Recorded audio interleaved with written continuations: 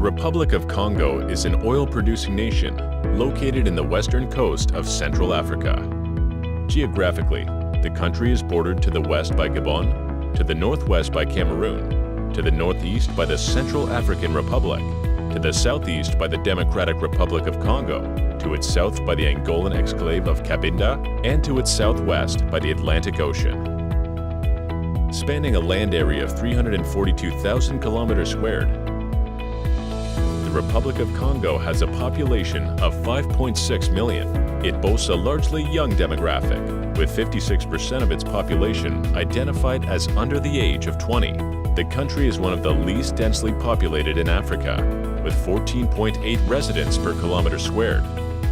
Additionally, over half of the country's population lives in its two main cities, Brazzaville and Pointe-Noire. Covered mainly by tropical forests, the Republic of Congo has one of the largest areas of tropical peatlands, a fragile ecosystem that removes carbon from the atmosphere and stores it, thus helping to slow global warming.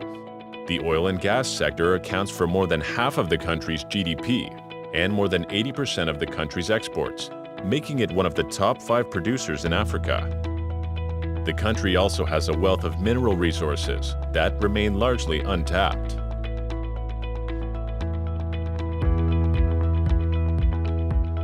With a human capital index of 0.42, the country lags in the areas of health and education. Maternal and infant mortality rates also remain high, although strong economic growth reduced the poverty levels between 2005 and 2015.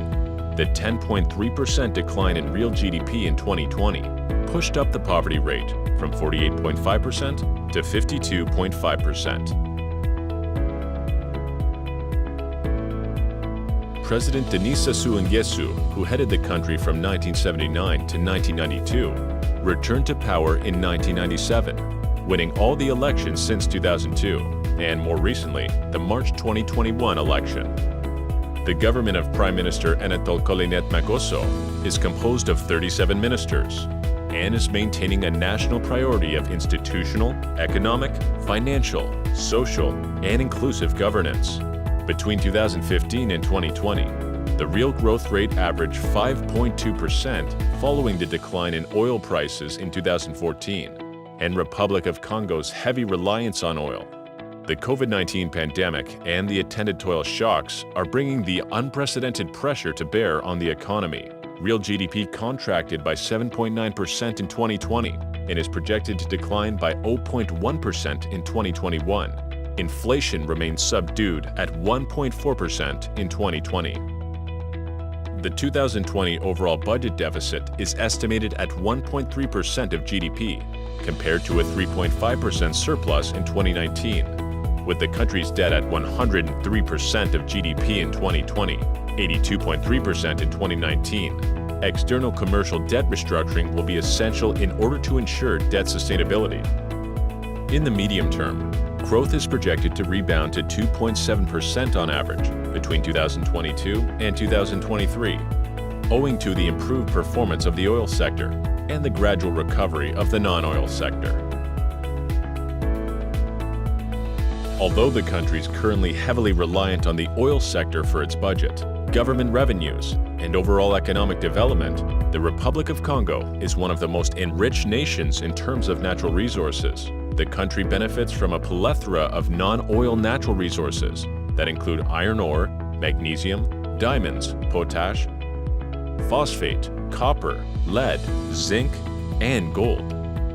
It is within this context, as well as the numerous opportunities for investment, that the Republic of Congo is mobilizing resources and emphasizing a concentrated effort towards the diversification of its economy to non-oil sectors.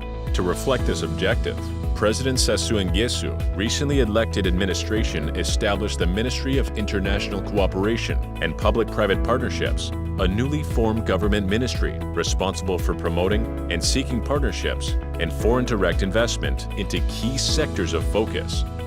These include renewable energy, agriculture, mining, tourism, and infrastructure, primarily infrastructure related to ports, tourism, irrigation, and the construction of processing and manufacturing factories.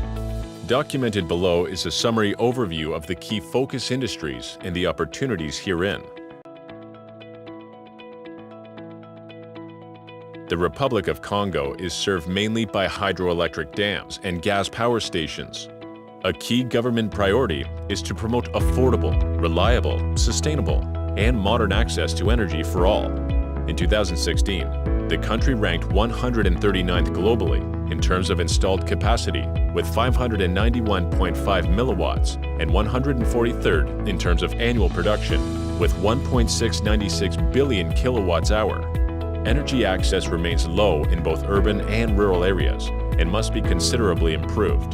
The degree of electrification was 42% in 2013, 62% in cities, and 5% in rural areas. As a result, the electrification of rural communities remains one of the highest priorities set by President Denis Sassou Nguesso as part of the Energy Boulevard, as set out in the President's roadmap. Increasing the production and supply of electricity is one of the government's priorities for action over the next 5 years. The objective is to achieve the country's energy independence vis-à-vis the Democratic Republic of Congo and increase the electricity production capacity from 90 milliwatts to 600 milliwatts with a stated objective of 90% electrification by 2025.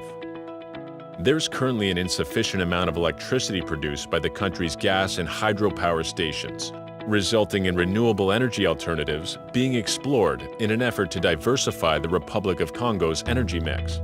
Consequently, the installation of the photovoltaic solar parks in rural and urban areas is part of the country's general electrification policy to supply electricity to low-income households and improve electricity generation across the country. And thus, private sector partnerships are required to commercially extract and leverage the country's natural resources for the ultimate goal of improving the wider socio-economic conditions and living standards of the population. Substantial resources have been invested in the study and development of renewable energy for the diversification of energy production and the development of human capital. Hence, the recent launch of a renewable energy research center of excellence in Oyo, developed in partnership with Italian oil producer Eni. Such initiatives demonstrate the government's objective to promote private sector opportunities in the energy sector. Over the past 2 decades, the Congolese government has been explicit in its continued commitment to developing a mining sector, and it remains a central part of the country's economic diversification program. The president has repeatedly stated that his objective is to build a lucrative mining industry to exploit the benefits to the economy. The country benefits from a plethora of non-oil natural resources that include iron ore, magnesium, diamonds, potash, phosphate, copper, lead, zinc, and gold.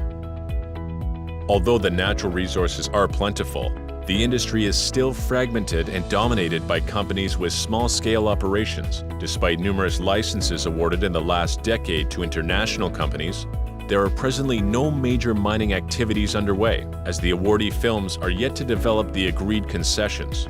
For example, in March 2021, the Republic of Congo government signed iron ore mining conventions with Senga Mining to exploit iron ore on 2 licenses that were previously withdrawn from Australian miners Sundance and Equatorial Resources, having failed to meet their obligations to develop their high-grade iron ore concessions granted in 2012.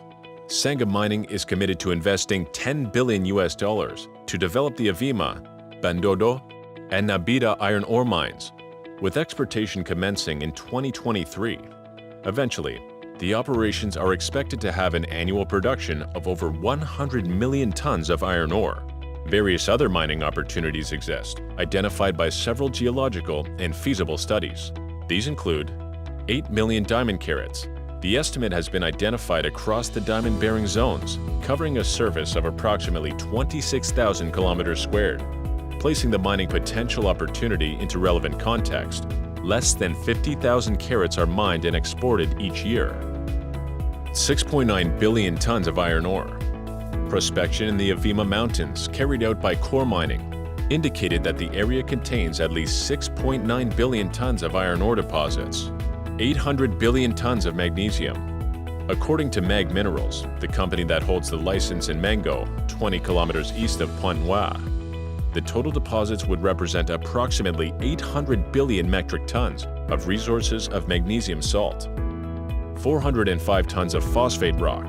A definitive feasibility study completed in 2015 on the Hinda project, northeast of Pointe Noire, estimated reserves of 404.9 megaton. However, annual production figures are estimated at only 4.1 megatons of phosphate rock. Overall, capitalizing on the range of opportunities across the various mining subsectors could generate over $1 billion in fiscal revenues to the Republic of Congo government by 2025, which could respectively increase non-oil fiscal revenues by 10% to 80% 2010 base. Additionally, exploring these opportunities could increase direct development by 18,000 during the construction phase and 9,000 in the exploitation phase, which would make the mining sector the leading sector in generating formal employment in Congo. The agricultural potential across the Republic of Congo is substantial, with at least 10 million hectares of arable land combined with abundant rainfall. Across the country, smallholders are largely engaged in self-consumption agriculture. Key agricultural forestry activities are based both on cash crops, especially sugarcane, cocoa, coffee, and rubber, and food crops such as plantains, maize, cassava, and more. A key government priority is to identify the pace of investment into agriculture in order to promote, amongst other socioeconomic targets, the mechanization and automation of the industry. The country's current agricultural produce cannot satisfy domestic demand, and thus food imports are heavily relied upon and account for about 80% of domestic food consumption. Imported foodstuffs come mainly from neighboring Democratic Republic of Congo, France, and the US, with France being the largest source of Republic of Congo's agricultural imports. For example, the table below illustrates the gap between local agricultural production and agricultural imports, emphasizing the shortage between local demand and supply, and thus the opportunity for investment into the local agricultural space.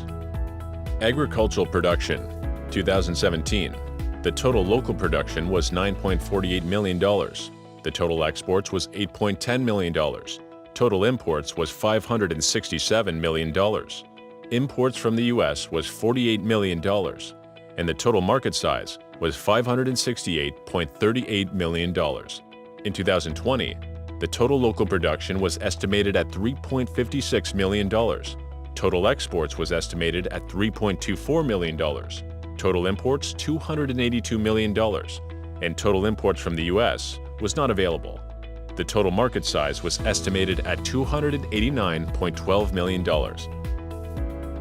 In terms of agricultural subsectors with immediate investable opportunities within the food crop space, corn is one that harvests well across the country, and it has immense potential for both as a human food source as well as to support poultry and livestock production. Mechanized farming is another promising area for investment, as land, labor, and demand are readily available. Opportunities also exist for establishing operations locally for the production and processing of food produce. According to the U.S. Department of Commerce International Trade Administration, approximately 40% of the Congolese population is engaged in subsistence agricultural production, which contributes just 4% of Congo's GDP. Additionally, only a small percentage of arable land is currently under cultivation, less than 4% according to recent estimates. Land under cultivation has not increased appreciably in recent years, leading to government initiatives to backing willing parties seeking the cultivation of farmland. For example, South African farmers have recently leased land for food production, and US-based NGO International Partnership for Human Development has successfully prototyped large-scale industrial farming in 3 different areas across the country.